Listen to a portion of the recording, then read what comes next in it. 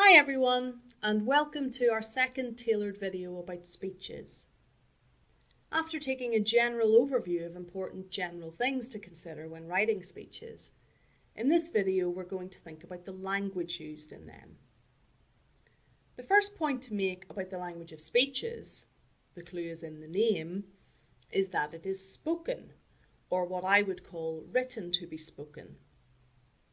The end goal of writing a speech is for you or someone else to deliver it orally. It's not going to work if it's written in a really formal way that sounds as if you're reading out a piece of writing. You need to try to capture the characteristics of spoken language. Make it conversational and engaging, but without the hesitations, the false starts, the ins and ahs that we get in spontaneous spoken language. The best way to achieve this is to script it very exactly, but always think about what it would sound like and read your drafts out loud to see if they flow or if they sound a bit clunky and written. This written to be spoken aspect is, like lots of things on this module, on a continuum. Yes, it needs to sound spoken and natural, but the precise register or level of formality will vary. The register a CEO will need to use for a serious industry or industrial relations speech will be very different from what they might use for a speech at the staff Christmas do. Finding and sticking to the right place on the written to be spoken continuum takes practice, and it will improve with every speech you write. Just stick at it and remember, read it aloud. What we're going to do for the remainder of this video is analyse the precise linguistic patterns used in some famous speech extracts, drawing on what we learned in the initial prep reading from Max Atkinson. Before you continue watching this video, make sure you have both read the Atkinson chapter from the initial prep and that you have watched the short YouTube video above this one in the key content folder, which contains some famous and some not so famous extracts from speeches from the 20th century. So what did you think of the speech extracts? Did you find them impressive, engaging, moving? In some ways the choices in the video are a bit random, but the person who put it together clearly found them all inspirational.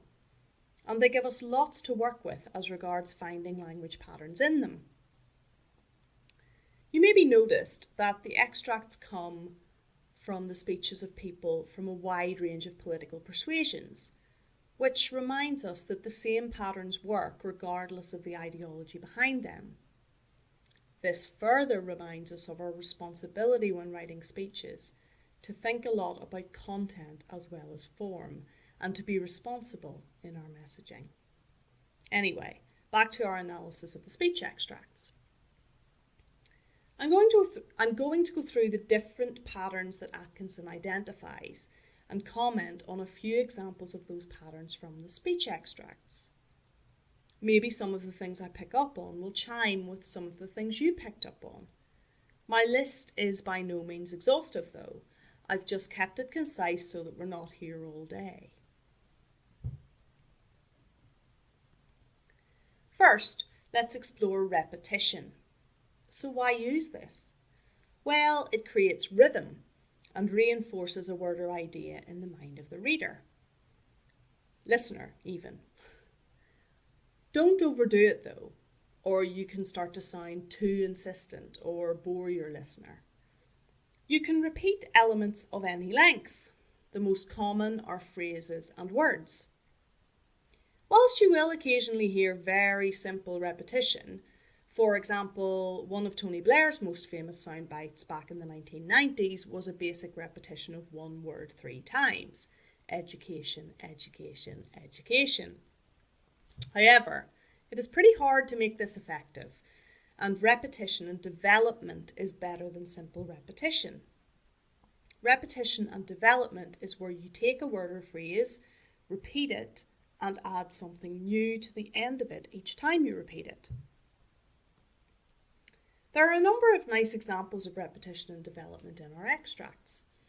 Did you notice Winston Churchill, Martin Luther King and Gloria Steinem using repetition and development of a phrase? Churchill repeated and developed the phrase, "We shall fight." We shall fight on the beaches, we shall fight on the landing grounds, etc. Gloria Steinem repeated and developed the phrase, "We are talking about," and then developed it into, "We are really talking about humanism." And Martin Luther King, in possibly the most famous phrase from a speech ever written, repeated and developed the phrase, "I have a dream." There is some really nice structure to the way he does this. First of all, he repeats and develops, "I have a dream that." And then he creates a bit of a pause, or what, to use a musical term, we might call a cadence, and says, "I have a dream today."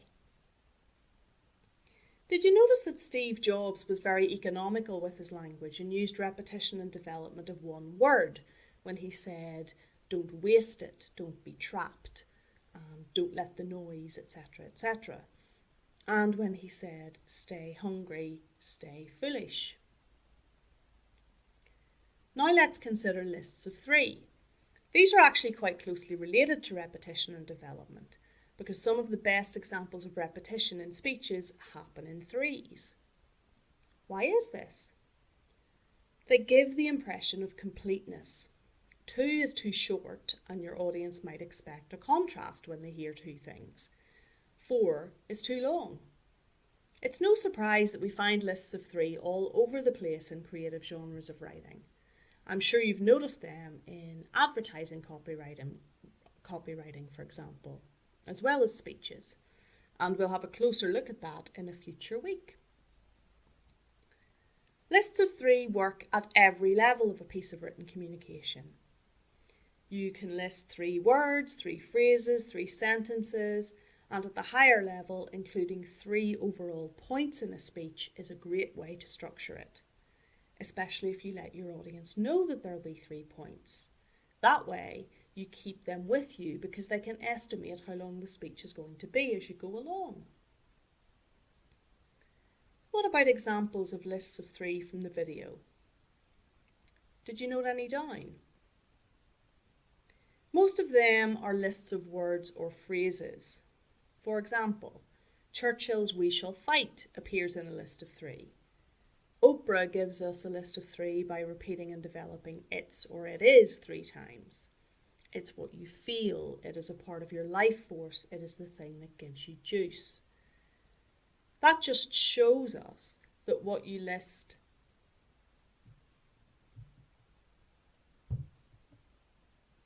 doesn't have to be anything too creative or fascinating. Oprah's list of 3 "it is's" gives her speech a lovely tight structure. It's important to recognise that lists of 3 don't have to include repetition. Think about Nelson Mandela's "I greet you all in the name of peace, democracy and freedom for all." All he's doing here is listing 3 words, or actually 2 words in 1 phrase, yet it works structurally and we recognise it as a list. So you really can keep it simple. Now let's consider contrasts. Why use these? Well, they're memorable and they can be dramatic. There are a number of ways in which you can create a contrast with language for a speech. You can provide an opposite or a comparison, or you can provide a contradiction. Steve Jobs provides us with a very simple comparison of you and someone else when he says, "Your time is limited, so don't waste it living someone else's life." Comparing you to someone else, or us to others, is a really common and effective pattern in speeches. It can be used to encourage your listener to feel important or to feel part of the team, and very much not part of someone else's team. Have you noticed that politicians do this all the time, using what we would call an inclusive version of "we" to include their listener on their team and make their side seem stronger and more welcoming than the opposing one? On the other hand, Bono does something quite different with his construction of us and them. When he says 6,500 Africans are still dying every day of preventable treatable disease for lack of drugs we can buy in any drugstore, he is not trying to create an us team and a them team. He is calling for a change that would mean we'd all be on the same team, as it were. And let's think about Martin Luther King's use of black men and white men, Jews and Gentiles, Protestants and Catholics. What he does here is take groups that are often constructed as opposites, and indeed when he was speaking were segregated from one another in a number of societies, and unites them to counteract the opposition. This shows us that contrasts can be used to actually highlight the lack of difference between people or things, or that someone else insists on that difference but you are challenging it. This aspect of speech writing is extremely versatile and extremely powerful. Finally, on this language pattern, Bono provides us with an effective contradiction when he says, "This is not about charity in the end, is it? This is about justice."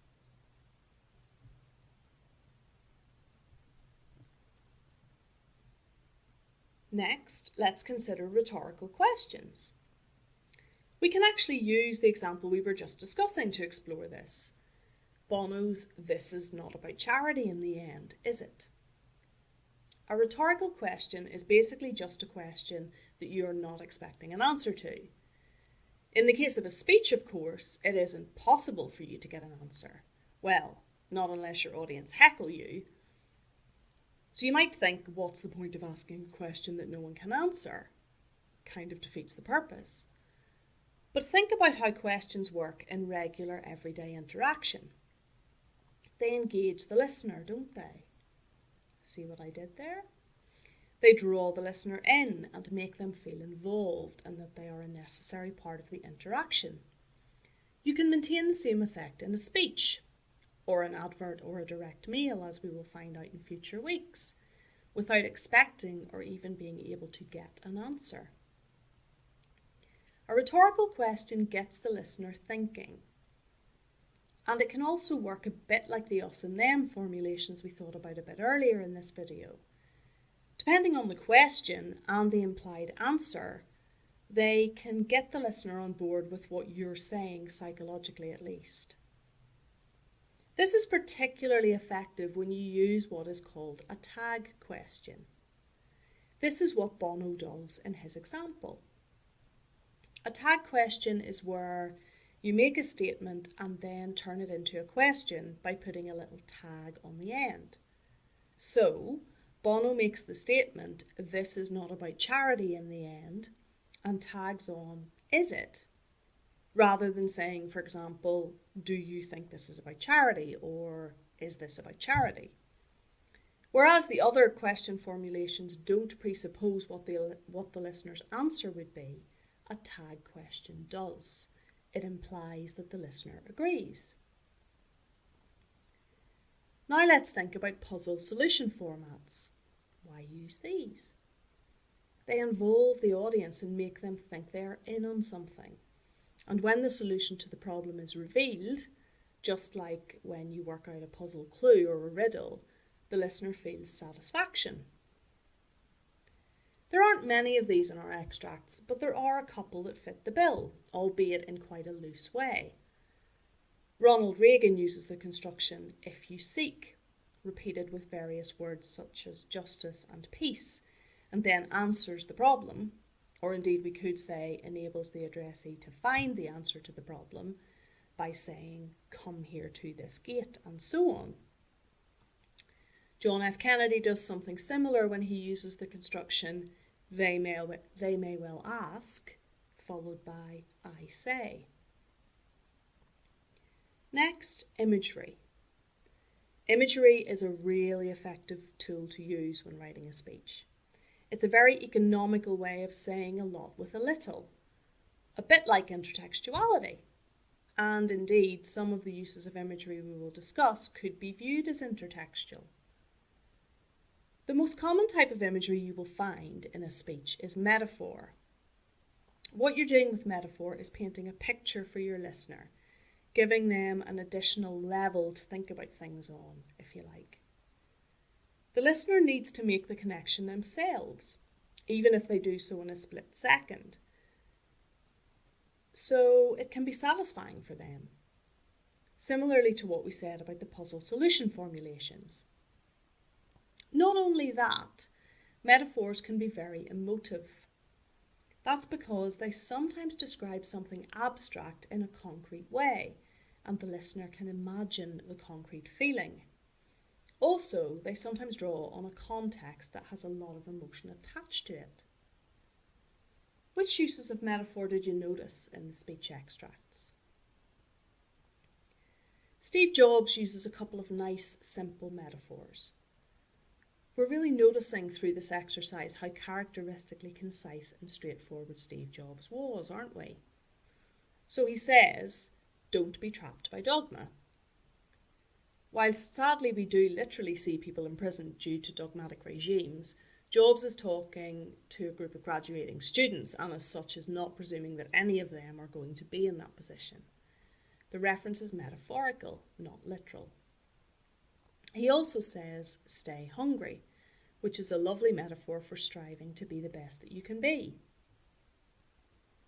Oprah talks about your calling being the thing that gives you juice, which likens humans to machinery, particularly cars. I'm not sure how I would feel about that analogy used in a more general way because I guess it could be seen as quite dehumanising. But used in this way, it provides a positive image of you speeding down the road of your life due to your calling. Which brings us very nicely on to the next set of metaphors I want to discuss. Metaphors of journeys. These are really common in speeches. That makes sense, doesn't it? They're a positive thing, sometimes full of anticipation and progress and moving forward, which, did you spot it, is another metaphor. Steve Jobs uses follow your heart, which has echoes of a journey, and Ronald Reagan says the advance of liberty can only strengthen the cause of world peace. This is quite a complex one, and its multi-layeredness, I must admit, makes it very effective, even if I really wasn't a fan of Ronald Reagan. So, talking about an advance conjures up not only an image of a journey, but a journey that is part of a battle. So we're intertextually in the war context. War metaphors are another very popular category in speeches, particularly political speeches. Did you notice anything else about that quote from Reagan's speech? He says, the advance of liberty. So liberty, an abstract concept, is being put in a concrete context by this metaphor. More than that, it's actually personified, isn't it? Quite a bizarre construction that, isn't it? Constructing liberty as a soldier or an army. Or maybe not, depending what your approach is to the uses and effectiveness of war. That's another discussion, but it certainly reminds us of the part that ideology plays in some of the language we use. Another language strategy for speech writing that Atkinson talks about is quotes. So why use quotes in a speech? They're memorable. They might be able to sum up a situation better than you can. They might also work a bit like some of the metaphors by intertextually providing echoes of another speech or situation. Be very careful with quotes, however. You must make sure they're relevant.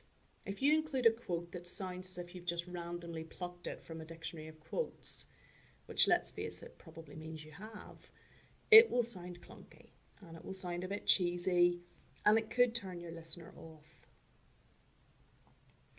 There aren't many quotes from others in the extracts we've been looking at. That isn't surprising at all, and it certainly doesn't mean Atkinson was wrong about quotes being a good strategy. The speech extracts we've been looking at are pretty short, so we wouldn't expect many quotes from others because the person creating the video has wanted to include what's unique about what these people have said, not how they used other people's words. However, we do hear Martin Luther King say, in the words of the old Negro spiritual, free at last, thank God Almighty we're free at last. It is perhaps fitting that he celebrates the words of others when so many have come to celebrate his words. And finally, Atkinson writes about the use of anecdotes in speeches. There aren't any anecdotes in the speech extracts we looked at. If you think about it, we wouldn't expect there to be because the extracts are so short. Anecdotes are best used in a longer stretch of speech. So what effect do anecdotes have? At the most basic level, they provide examples of points in action. They also provide a human interest element. This not only makes the speech more colourful and interesting, it can really work to form a personal connection with the listener. This is particularly useful if you're trying to persuade them in some way. It is also useful if you are perceived to be much more powerful than your listeners or detached in some way, like a top politician or a CEO of a bigger business. Because anecdotes from everyday life allow you to present yourself as just like your listeners. Be careful with anecdotes too, though. Firstly, make sure they're true, or your ethos will really take a hit. And make sure they're culturally sensitive. Some anecdotes may work or be appropriate in one culture and not in another. That's about it. All those linguistic strategies for speech writing will give you loads of scope when drafting your own speeches. Remember to embrace their positives, but also be aware of the pitfalls of some of them. Happy writing!